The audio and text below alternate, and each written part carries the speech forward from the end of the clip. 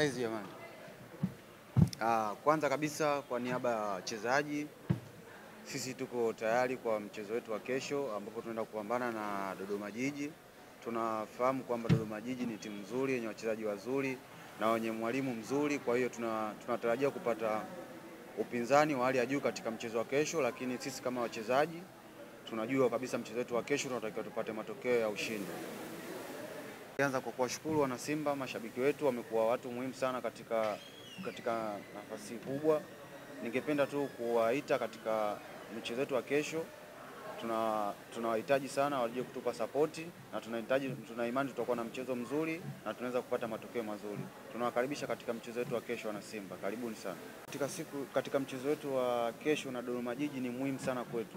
Ukizingatia ligi sasa hivi jinsi ilivyo, ligi ni ngumu na ushindani unazidi kuwa mkubwa, kwa hiyo pointi 3 ni muhimu sana katika mchezo wetu wa kesho. Yaani ni muhimu kuliko kitu chochote katika mchezo wetu wa kesho.